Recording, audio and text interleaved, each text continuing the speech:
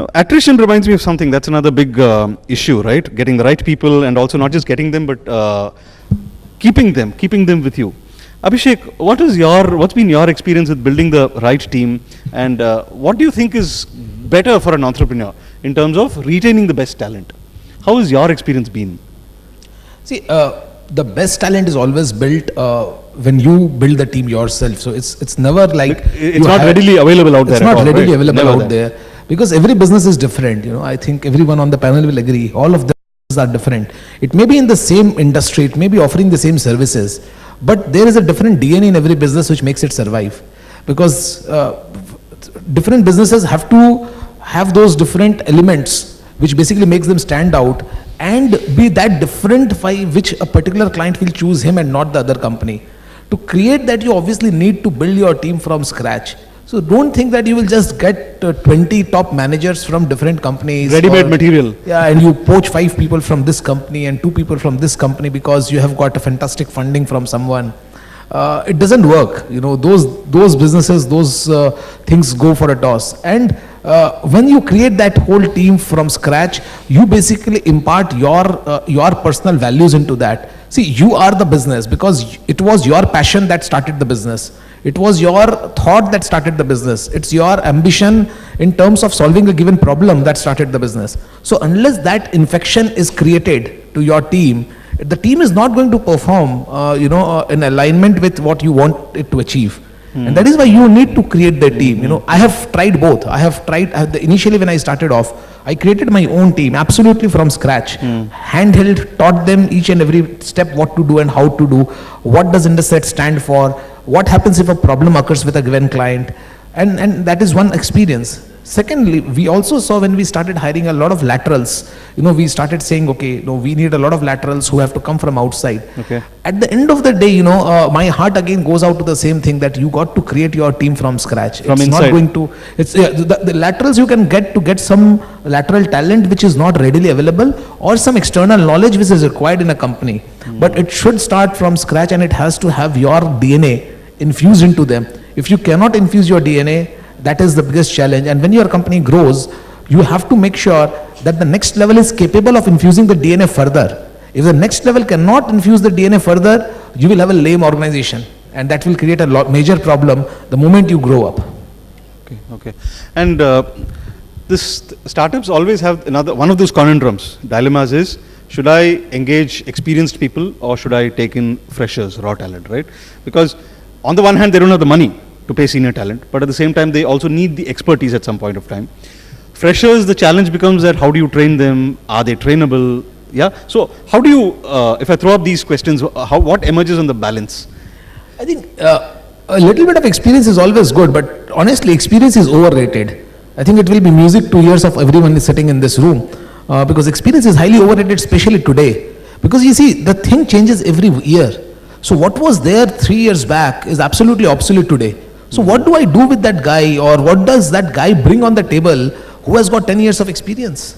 A lot of time they have actually nothing that they can really... So even that guy has to be on the treadmill all the time. So learning... Yeah, so right? as a professional, when you go out in the industry, you have to be on the treadmill all the time. If you want to be in IT industry, by the way. If you want to be in some other industry, I don't know about it, I can't comment on it. But if you want to be in IT industry, you have to keep running. If you are not running, get out of the treadmill, get off the industry. You can't survive in this industry. So experience is overrated because you are as good as the next guy who is joining the industry 1 year back, because he knows exactly the same thing that you know about the technology which is in demand today. So are you keeping yourself ahead of him? Now the challenge for you remains is that guy who is coming fresh, he has got time to study, he has got time to develop his expertise, but you are already in a job. How do you develop your expertise while you are running on the treadmill?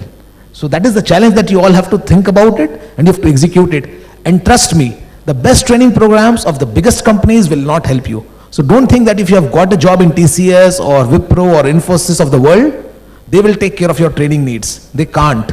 They're absolutely incompetent in handling that training that you need to even survive in this industry 5 years from now. All right, that was quite emphatic.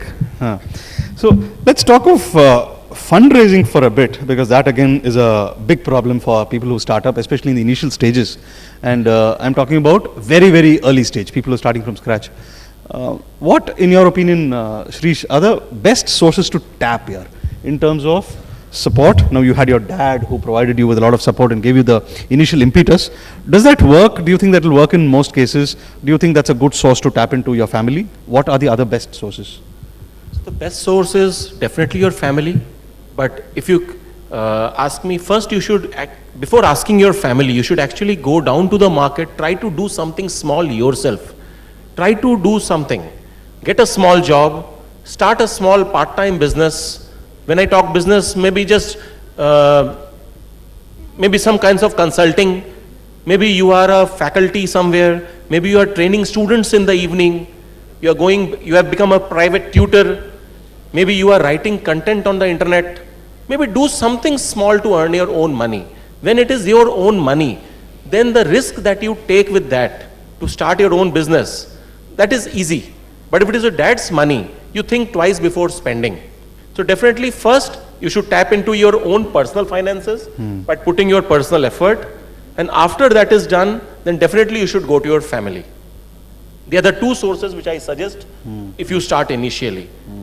Normally what we think, we always plan of thinking very big. Right. Even if we are trying to get a job, on the first day we need a job which is going to pay me 50,000 rupees a month. If I am getting a job of 10,000 rupees a month, I'll not even start. I'll prefer to stay in my dad's hotel and get fed by his salary. Right? The same thing as an entrepreneur. You always want to start a big company. On the first day, you want to become Infosys. Why? Infosys did not become Infosys on the first day. You definitely have to start small somewhere. So instead of not starting at all, please start small. If you start small, even Dhirubhai Ambani started small. He was there in a petrol pump. Yes. We see Mukesh Ambani and Anil Ambani today. But why don't we go back and see Dhirubhai Ambani working in a petrol pump? That is where you should start. That is where you learn your skills. How to talk to people. How to talk to clients. How to gain clients. What are the problems you face? Learn that, earn money from there. And get some life exposure also. Life exposure also. Because it is not just about money when you are starting your business. Right. Funding is secondary. First it comes about experience, your attitude. If your attitude is positive, you will win all the race. If your attitude is negative, whatever kind of knowledge you might have, it will fail today or tomorrow, for sure. That is what my take is. So you made an interesting point, which is about setting time aside and working that bit extra in order to save money as your startup capital, right? Extremely well taken point. Bimalda, what's your take on this? On family, friends, the three Fs, and about what Shirish said. Okay. In fact, I completely agree with Shirish that to start with, first of all, you don't need to become an entrepreneur today as soon as you pass out from the college. It is not late to become an entrepreneur. In fact, I would encourage people to work for at least 2 to 3 years so that you know how corporate works, how different divisions work, how team works, how do you motivate people, so you get a good team experience. And you keep looking for the ideas. As I said, you must have a good observation power, and when you decide to jump, you must have the sustaining power for at least a year. Because there are two reasons for that. Number one, when you start, you've got a concept, but it is not tested. So nobody is going to give you money easily at that stage. And number two, even if you are able to get that money, the stake that they will take will be too high, because it's a very big risk money. See, if you need 10 lakh rupees at that stage, now you don't have anything to show because you just started thinking about the product. So it's a big risk the investor is taking. So he's going to take a very, very big pound of flesh from you. So you don't want to do that at that stage. And because of that, the pressure on you is actually going to go up. Absolutely. You're going to feel choked from that day on. You're going to feel choked. You're going to interfere in your business. You will not get that freedom. So it is better that, okay, maybe you have another partner to start as an entrepreneur. Infosys had 7 partners the way they started. So you can always join up with your friends who you share the same wavelength and the aspirations. So 1 year you sustain. After that, personally I feel that taking money from banks, loan is a much better option than equity capital at the early stage, because you see the banks will probably charge you 10 to 12% of interest, that's all. They're not going to come and interfere in your decision making, they just want timely payments, and you get the freedom of working. And today there are various government sources, like, in the morning NASCOM also we are talking that Finance Minister has put up 10,000 crore rupees for the startups, right? And there is so much money with Webel, there are various institutes which are giving you money for the startups. Right. So you can take advantage of that money. So build up your business. When you are reasonably, you have tested your concept, you are very happy, now you want to go to the world campus, or you want to increase your canvas, and that stage, if you really need, then you go to the equity finance so that you can rapidly grow, and you also get tremendous mentorship from these equity investors or angel fund. Like if Abhishek is there on your board, then your success is assured, that kind of thing. So he is going to give you so much of insight from his experience, and he'll hold your hand. So that advantage is of course there. Okay, now I'm going to throw the... I just want to... Yeah, sure. Yeah, so I just want to, say that, yeah, these competitions that we are having, the business plan competitions, while you are in college, participating in these, the accelerator competition, going into an accelerator, all these are available today, and so these are good starting points. Networking events are available. Yeah. Yes. So accelerators, joining, doing business plan competitions, winning prizes, these are like... So these are also source of, raising your initial funds, later, and then putting people like Abhishek on your board as a mentor. Yeah. So, so each accelerator will have mentors. So those are things, you get those right expertise, right? Correct. So when you are starting off, you're exposed to so many experts on your board. Right. So and right at the beginning, you get the right guidance, right direction. Yes. Okay. So I'm going to throw the session open to the floor, but before that, I'm going to ask each of the panelists here for just one or two things that you would want to tell an aspiring entrepreneur, a youngster out there because it's being webcast also. So what is it that you would want them to keep in mind when it comes to taking the plunge? Just one or two things. You will start with Yatul. So for me, I've done a couple of products, and I've focused on a couple of niche. So one of them didn't work, it failed. So if you do something which is nice to have, it is difficult to work. If you do something which is must have for the customer, it works more easier. The customer would come to you and buy it. So the sale also becomes easier. It becomes that bit easier for you to build your business. Yeah, you've got something which is actually, a must have, or which is actually solving a problem. It's easier to sell. Right. Okay. Bimalda?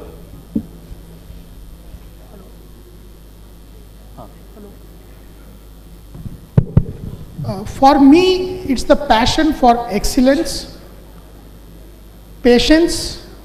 These are the two very important characteristics for me.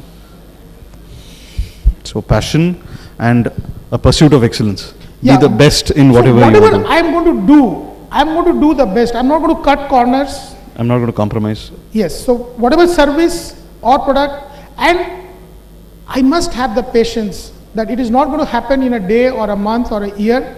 It may take years. So you must be prepared for that long journey. And definitely an entrepreneur is one who never quits. See, if you quit, even if you're unsuccessful, you fail. All of us have failed in certain things, right? On the stage also. We didn't get success in our first, thing that we did. But we had the confidence that yes, I have got the passion, I have the patience, and people, I will build my team. I will invest in them, I'll train them. What Abhishek said, you don't need very experienced people. Of course, you need to have some people to guide your team, you have to have experience. But then these young team, all of you in the room who are here, if you're given a proper training, proper motivation, proper guidance, you can excel. So you're talking about passion, pursuit of excellence, and staying on, perseverance. Yeah. Great. Shirishda. We have already covered whatever suggestion we wanted to give to entrepreneurs. My suggestion will be slightly different. I can see a lot of elders over here who are parents or teachers, I'm not sure, but definitely parent. So my suggestion will be to parents, please support your son or daughter who are wanting to become an entrepreneur, give them the required support, at least mentally, so that they feel confident about their journey. Because to be very frank, I am here because I got my family support. Without family support, I don't have been here. I've seen several entrepreneurs dying out just because they did not get their family support. Their family taught them, get a good job in Infosys or TCS. If you don't get a good job, you will not get a good girl to get married to. Right? So just for getting married, they are getting a good job and they are leaving aside their dream. So please parents, please support your son and daughters. Let them grow, let them have their own wings. Because if you want to see them being happy, then this is one way you can make that happen. Yes. Right. Yes. Make them happy, make them grow. Yes. Support them if they fall. This is what happened with me and this is what I want that others should also get. Thank you. Superb. Abhishek. Just tying up the knots which were going in my mind. One is persistence, which is very critical. So you will fail 5, 6, 7 times, but you cannot just leave it at that. So, I mean, I failed in the first thing I did. I continually failed several times in between when I was running the company in a lot of different things I was trying my hand at. But it's okay. I mean, failing is absolutely okay. It's just, as we say, as we hear those quotes, you know, it's just learning those ways by which it cannot be done. Second is, a point came up about valuation. I had one very important line to say, value creation is always above valuation. Please think about value creation. How are you creating value for someone who's going to pay you rupee?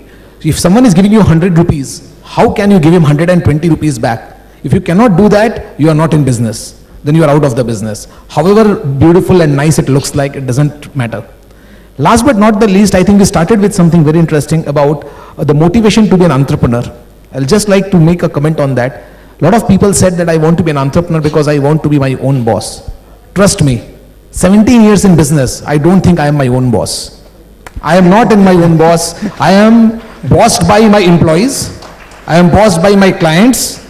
I am bossed by my friends. And your teammates? Yes. So I am bossed by everyone. So trust me, if you are an employee, the only person who bosses you is your next boss. But if you are a boss, if you are a CEO, if you are an entrepreneur, you are bossed by everyone. And you have to keep everyone happy. That's the only key to survival. Great, wonderful. So, guys and girls out there, shoot. You can direct your questions to any particular panel member if you so desire. Otherwise, you can throw up questions in general. Who's going to be first? Are there pen drives on offer for this too? I hope you don't have to offer. Are there mics there? Yes. There's someone at the back. Someone there.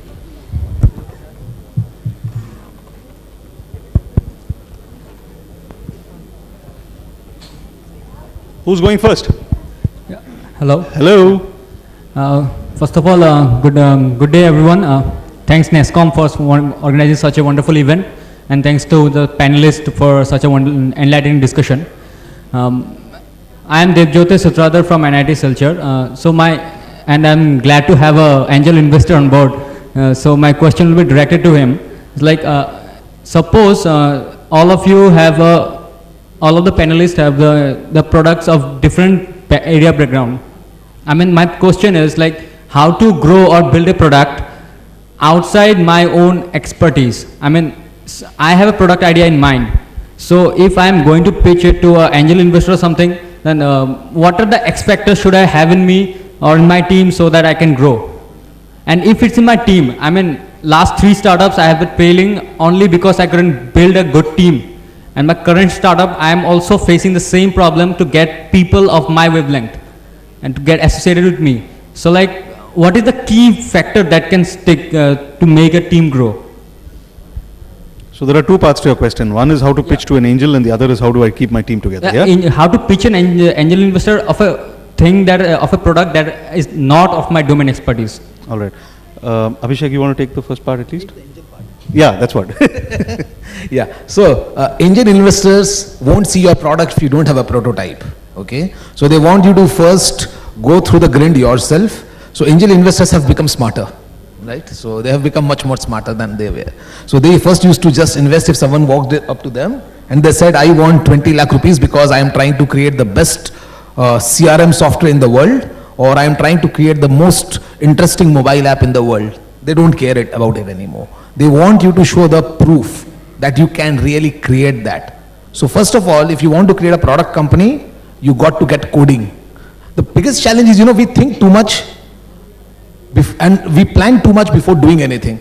I think we need to first take a jump and do something so that the other person get interested and they feel that you are serious. So every angel investor wants to see your seriousness about what you want to do. Unless you can show that, they won't even give you an appointment if they are a serious angel investor, by the way.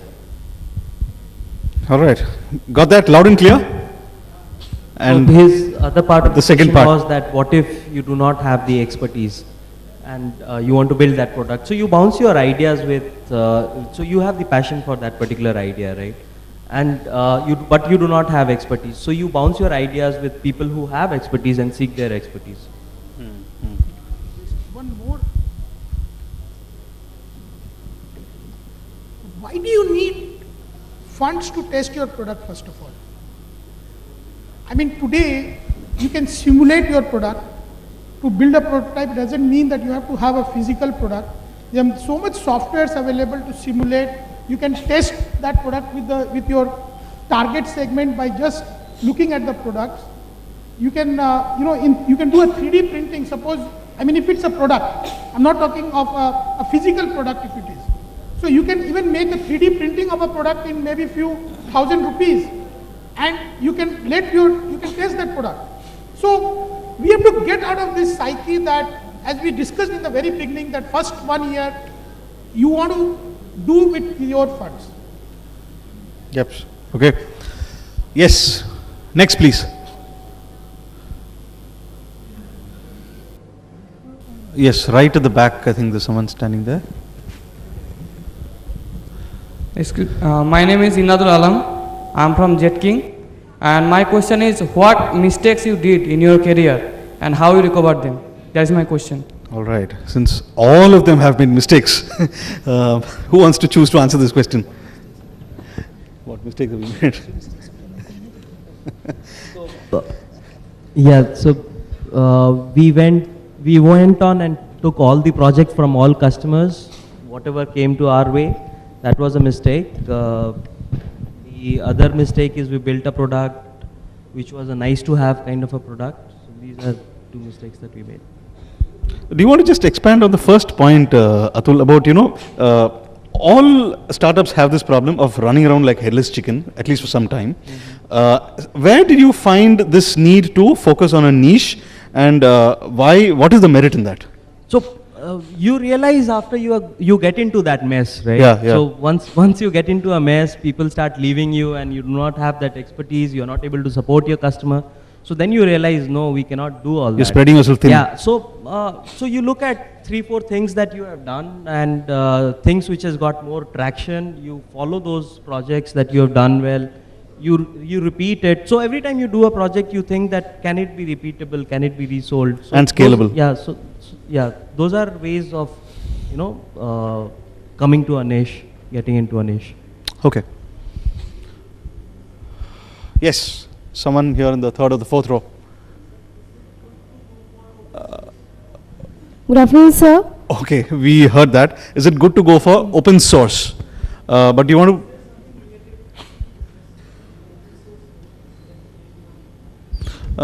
to refine that a bit? Open source is a very catch-all term. So, open source in what sense? Sir, open source, when we define something open source, we share a code also to the world. So I want to know that can we do some business based on open source? Okay.